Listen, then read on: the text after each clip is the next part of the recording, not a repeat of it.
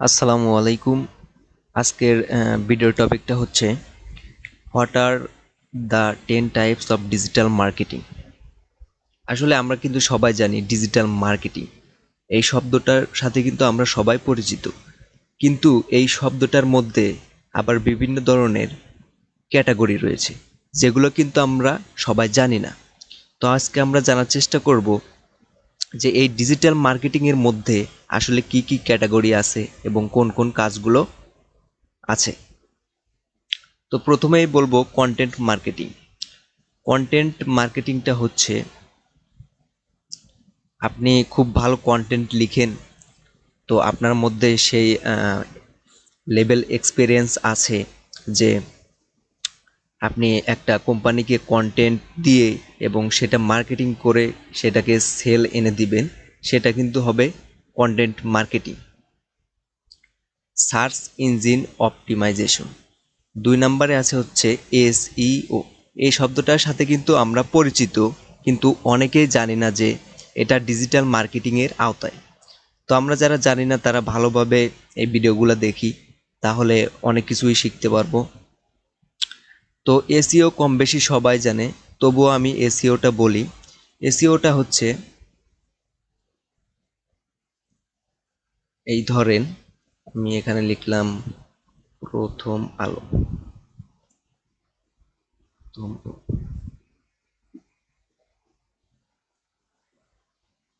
আমাদের কিন্তু Bangladeshi news channel প্রথম আলোতে আমরা ভিজিট করতেছি। তো এই যে প্রথম আলো এই ওয়েবসাইটটা হচ্ছে বাংলাদেশের নিউজ চ্যানেল বা ওয়েবসাইট। আমরা যে প্রথমে এখানে সার্চ দিলাম যে প্রথম আলো লিখে, এখানে কিন্তু আমাকে গুগল প্রথমে দেখাচ্ছে www.prothomalo.com। এই পেজটা কিন্তু ওয়েবসাইটটা কিন্তু আমাকে প্রথম দেখাচ্ছে। এইটাই হচ্ছে মেইনলি এসইওর কাজ। যারা জানে তারা হচ্ছে এই ওয়েবসাইটকে গুগলে প্রমোট করে, এবং এই প্রমোট করার মাধ্যমে আমরা যখন কোনো কিছু লিখে সার্চ দেই গুগলে, তখন সেই প্রমোট করার জন্য আমাদের কাঙ্ক্ষিত ওয়েবসাইটটা আমাদের প্রথম পেজে এবং প্রথম সারিতে সেগুলো দেখায়। এটাই হচ্ছে আমাদের এসইওর কাজ, যে কোনো ওয়েবসাইটকে প্রমোট করানোর জন্য এবং সবার উপরে রাখার জন্য যেই কাজটা করা হয় সেইটাই হচ্ছে এসইও। তো আমাদের ডিজিটাল মার্কেটিংয়ের আওতায় কিন্তু এসইও রয়েছে। 3 নম্বর পয়েন্ট হচ্ছে সার্চ ইঞ্জিন মার্কেটিং। এখন আমার প্রয়োজন হলো, ধরেন আমি গুগলে আসলাম, আমার প্রয়োজন হলো হেডফোন। আমি একটা হেডফোন কিনবো অনলাইন থেকে। তো আমি একটু সার্চ দিলাম গুগল গিয়ে যে হেডফোন।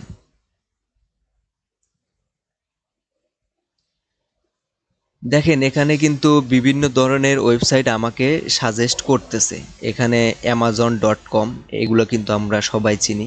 তো আমরা যদি এই amazon.com-এ ঢুকি, তাহলে দেখেন এখানে আমাকে বিভিন্ন ধরনের হেডফোন সাজেস্ট করতেছে। যেহেতু আমি হেডফোনটা কিনবো, সেহেতু অ্যামাজন আমার কাছে এই হেডফোনগুলো সেল করতেছে। তাহলে যখন সে সেল করবে, তখন সেই ওয়েবসাইটটা হবে ই কমার্স ওয়েবসাইট, এবং আমার যখন কোনো কিছু প্রয়োজন হবে তখন আমি গুগলে লিখে যখন সার্চ দিব, এবং সেইটা যখন আমাকে প্রথম পেজে এবং এখান দিয়েও হইতে পারে সাজেস্ট করবে এবং এই সাইটগুলো চলে আসবে অটোমেটিকলি, তখনই কিন্তু সেটা সার্চ ইঞ্জিন মার্কেটিং বা এসইএম বলা হয়। তো সার্চ ইঞ্জিন মার্কেটিং হচ্ছে আপনি আপনার কোনো প্রোডাক্ট আছে, আপনি সেই প্রোডাক্টটা অনলাইনে সেল করতেছেন এবং সেটা ওয়েবসাইটের মাধ্যমে, তাহলে কিন্তু সেটা সার্চ ইঞ্জিন মার্কেটিং হবে। 4 নম্বর পয়েন্ট আসতেছে হচ্ছে সোশ্যাল মিডিয়া মার্কেটিং, SMM। তো সোশ্যাল মিডিয়া মার্কেটিং বলতে আমরা সোশ্যাল মিডিয়া বলতে কি বুঝি? আমরা কিন্তু বুঝি Facebook, Instagram, LinkedIn, Twitter, YouTube, আরও অনেক কিছু। তো এই সোশ্যাল মিডিয়া মার্কেটিংয়ের মধ্যে আবার 4-5 ধরনের মার্কেটিং আছে। তাহলে কি বুঝলাম যে ডিজিটাল মার্কেটিংয়ের মধ্যে এইগুলা আছে, আর শুধুমাত্র সোশ্যাল মিডিয়া মার্কেটিংয়ের মধ্যেই 4-5টা আবার ক্যাটাগরি রয়েছে। এখন সোশ্যাল মিডিয়া মার্কেটিংয়ের মধ্যে ফেসবুক মার্কেটিং আছে, ইনস্টাগ্রাম মার্কেটিং আছে, ইউটিউব মার্কেটিং আছে, লিঙ্কডইন মার্কেটিং আছে। তো সোশ্যাল মিডিয়া মার্কেটিং এটা তো আমি এইটা নিয়েই কাজ করি সাধারণত। সোশ্যাল মিডিয়া মার্কেটিংয়ের ফেসবুক মার্কেটিং নিয়ে আপনারা ইতিমধ্যে জানেন যে আমার কেস স্টাডিও দেওয়া হয়েছে আমার স্টুডেন্টের, সে মাসে কত ইনকাম করছে। আরও মূলত এই কোর্সটা করাই হচ্ছে ফেসবুক মার্কেটিং নিয়ে। যখন আপনি কোনো কাজ করবেন এবং অনেক ভালোভাবে শিখবেন এবং যে কোনো একটা ক্যাটাগরির কাজ নিয়ে ফ্রিল্যান্সিং করবেন, তখন কিন্তু আপনি ফ্রিল্যান্সিং করতে গেলে ফাইবারে বা আপওয়ার্কে অর্ডার বেশি বেশি পাবেন। সেজন্যই আমার যেটা সাজেস্ট করা সেটা হচ্ছে যে কোনো একটা ক্যাটাগরির স্কিলস ডেভেলপ করে যদি আপনি মার্কেট প্লেসে যেতে পারেন, তাহলে কিন্তু অনায়াসেই ভালো কিছু করতে পারবেন। তো সোশ্যাল মিডিয়া মার্কেটিংয়ের মধ্যে এগুলা আছে। এখন আসি পে পার ক্লিক অ্যাডভার্টিসিং। তো এটা না বলি, কারণ এটা বলতে গেলে আবার অনেক সময় লাগবে। যেটা হচ্ছে অ্যাফিলিয়েট মার্কেটিং, কিন্তু আমাদের বাংলাদেশে অনেকেই করে। এই ধরেন আমি অ্যাফিলিয়েট মার্কেটিংটা বুঝাই। অ্যাফিলিয়েট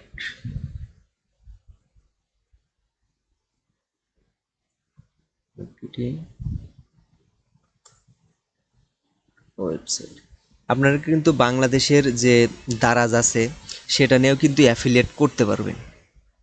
তো অ্যাফিলিয়েট মানুষকে করাই না, সেটা হচ্ছে অ্যাফিলিয়েট আমার ভালো লাগে না এবং বেশি পরিমাণে টাকা আর্ন করা যায় না, সেজন্য আমি অ্যাফিলিয়েটটা আসলে করি না এবং অন্যদেরও শিখাই না। তো অ্যাফিলিয়েট মার্কেটিংটা হচ্ছে কারো কোনো ওয়েবসাইট আছে, সেই ওয়েবসাইটের মধ্যে বিভিন্ন পণ্য আছে। আমি যদি আর একটু ভালোভাবে দেখাই তাহলে হয়তো বুঝতে পারবেন। দারাজ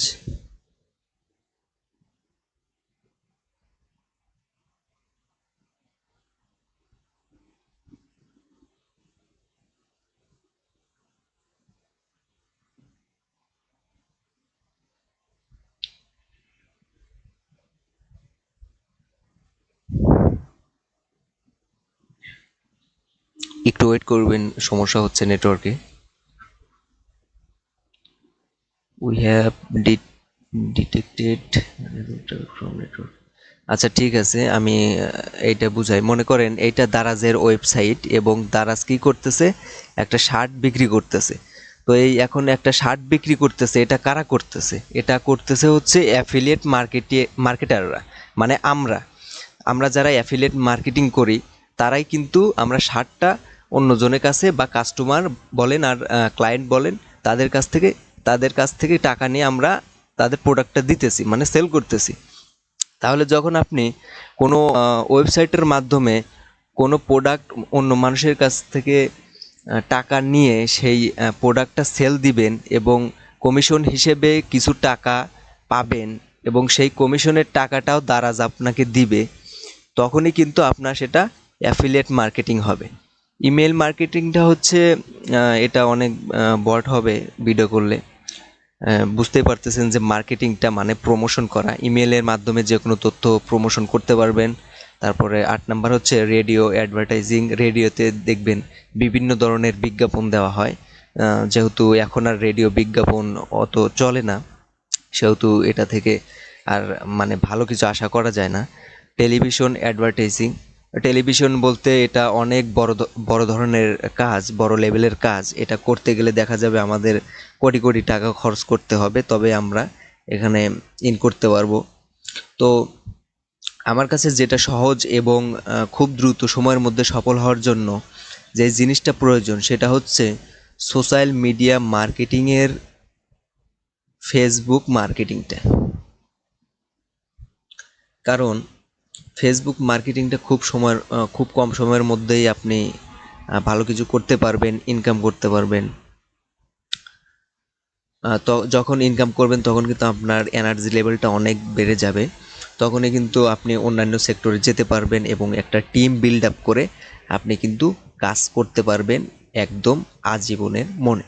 সেজন্য আমার যেটা সাজেস্ট থাকবে সেটা হচ্ছে, যারা নতুন আছেন তারা অবশ্যই যেটা করবেন সেটা হচ্ছে সহজ কিছু দিয়ে ট্রাই করার।